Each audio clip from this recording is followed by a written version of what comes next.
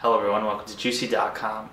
Today we're checking out the movie Barney's Version, based on the novel of acclaimed Jewish novelist Mordecai Richler, starring Dustin Hoffman, Minnie Driver, and Paul Giamatti. Barney Panofsky is really an eccentric gentleman who loves to love, drink, and get married. One of the great things about this movie is that it brings together Jewish values, comedy, and much more. We had an opportunity to catch up with Paul Giamatti. Let's take a closer look. Barney's Version. Now, there's very few films out there that incorporate love, drunkenness, and span decades. Tell us a little bit about how you got connected to the project. Well, it was fairly standard for me. I mean, the script came to me from the producer, Robert Lantos, and they were interested in me. I read it, and I was very into it. I mean, I knew of the writer, and I knew of the book, but I had never read them. And so the script was my first experience of any of it. But I loved it. I mean, there was nothing not to like about it, so I was very enthusiastic about doing it. One of the things that they were looking for in Barney was lovable. You know. Yeah. And no, you have to. It won't work if you don't like him in some way, or feel that there's something likable about him. Right. Yeah. And how did you get prepared for this role? Well, you know, the book's somewhat autobiographical, so I actually watched footage of Mordecai Richler, the author, which was very helpful. Physically and kind of his manner and what he was like. You know, I spent time in Montreal, which was really helpful too, because it's like you go to the actual place, and especially this Jewish community that he grew up in, it's still very much there. You know, it's a huge part of that city's cultural life, so you can absorb that kind of stuff. I looked at the book a bit. I didn't want to get too caught up in the book because it's very different. I met lots of Mordecai Richler's family, things like that. But a lot of it was really just, frankly, a really good screenplay that I just spent a lot of time with and just let take me where I felt like it should. So, you know. Now, there's a lot of highs and lows throughout the film. But, you know, Barney really loves to love.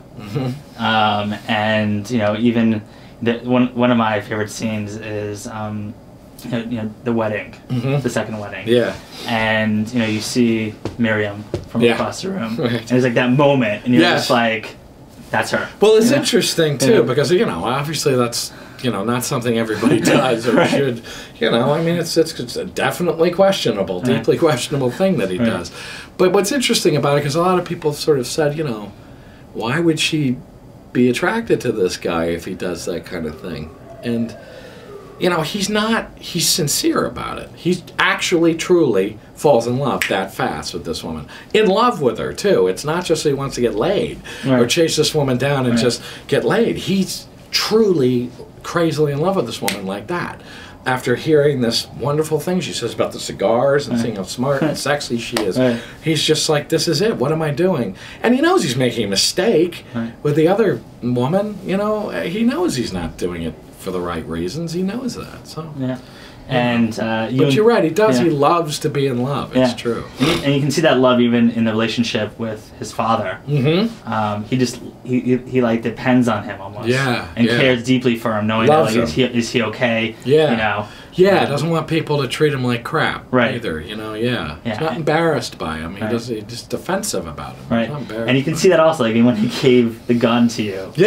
At your wedding, it's like, this is my first gun, and then you open it, and it's amazing. You know what's really funny is the first time I read the script, that was the moment that when I finished the script stood out to me the most, and I thought, I loved everything about it, but that was the moment that I thought, I really want to do this movie because I love that. I love the fact that I pull him away from that table full of people, and I think it's hilarious what he's saying to them. And then he gives me a gun, and it's fantastic. You know, he's just a fantastic guy, that father. And of course, when he actually, you know, passes, you know, I think that's some of the beauty of the screenplay and the whole process of the movie is, even when he's at this massage parlor, and you know, you're rubbing his head, you know, saying goodbye, boy chick, you know. I was like, and I just started laughing. I was like, it is funny, though. It's funny too. You know, like, it's funny. It's funny. It's sad and funny, and it's like, and it's perfect way for that guy to die. too is in a massage parlor. Yeah. So it's funny. Yeah. What was the most challenging part for you in the movie, and what was the best part for you? One of the best parts was actually that wedding sequence to do, which took about 3 days to do, and was just a really good time. I mean, it managed to actually feel like there was some kind of actual event happening. Mm-hmm. I mean, the way it was shot, and it's an amazing sequence, and it's really incredibly well done in the screenplay, and it was just a real blast to do. It felt weirdly real, like it was really happening. That was great. The hardest thing, actually, for me, I think, was this sequence that takes place in Rome, which was actually the first thing we shot, and was the most difficult acting part of it, because the character is the most it was the hardest to figure out what's going on with the guy in that sequence, because he actually doesn't do a lot. He's very passive, weirdly, actually, in part of this movie. Before he meets Miriam, he's kind of weirdly passive. And it was hard to do, and the character's not as much fun, and I was actually, frankly, the one thing I was most anxious about in terms of the aging was actually doing that part of it. Because I thought that potentially will look totally unconvincing, that I'm 28. Was it hard for you to go from from decade to decade? Like, feel like, obviously every character has their own development. Yeah. And going from decade to decade and going back and forth, it just No, it was, I mean, it was part of the pleasure. It was challenging, and it was fun. And yeah, I mean, sure, I had to sort of try and stay on top of it and try to keep the through line of it and make sure that it seemed like the same guy. Actually, the oldest man, the old man part of it was the most fun, because he's the most at the point that he doesn't care what anybody thinks of him. So it's actually, that was the most fun stuff to do. And I actually like wearing that makeup and stuff like that, so it was an enjoyable thing. It's challenging, but it was enjoyable. And one of the things, going back to what you're saying, like the wedding was a really interesting part for you. Yeah. Have you been to a lot of Jewish weddings? And if it was something that you experienced the first time? Yeah. Some. My wife is Jewish, and so we had a very low key wedding, but it was somewhat Jewish. I mean, we had the chuppah and things like that, but we didn't do the horror or anything. Oh no, actually, I just went to one not that long ago, a few months ago, which was very. It had a kind of hippie quality to it, but they still did all of that stuff too. It's kind of a hippie Jewish wedding, but they ended up doing all of that stuff anyway. And it's great. It's totally great. And it is a bit of it's not a cliche, but it's a thing everybody has a feeling of and for. So it was fun to actually sort of get to do it. It was fun. I mean, when you're on that chair, and then it's just like, well, and you're just like, that's a great. Did this actually what happen? did I just do? Exactly. No, absolutely, and that's exactly what it should be. It's like, oh my God, what did I just do? Why do you think he runs away? We've met that woman before. We've met that woman, and now you're married to her. And then you're married to her, and you're like, oh my God, what did I do? And that's why he runs away. He runs away because he meets somebody he loves too. But oh my God, he's just like, what did I just do? No, it's very funny, that shot of her screaming like that. I looked at it and like, oh my God, this is it. This is it. That's the realization. No, and how many people have felt that? I'm sure countless people at their wedding, men and women, have felt, what the hell did I just do?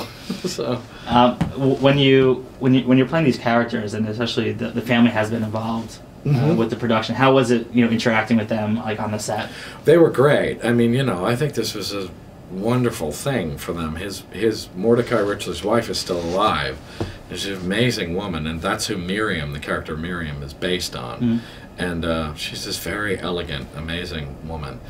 I think it was kind of a great thing for her. He died not that long ago, and his family was great, actually. And it's funny, because this is an instance where you have a guy who, it's not like I'm going to make him look worse than he presented himself. It's an autobiographical book to some extent. It's a guy who's not afraid of looking bad and doesn't really give a crap what people think of him, Mordecai Richler. So it's not like they were like, oh my God, don't make him look bad, because it's like he made himself look pretty bad. He didn't care, which is amazing.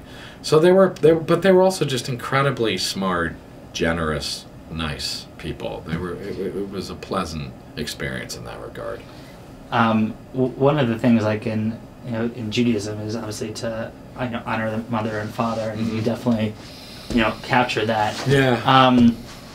As Dustin Hoffman was working with you to develop those scenes. Yeah. Like, did you ad lib at all? Did you feel an emotion, or was it really?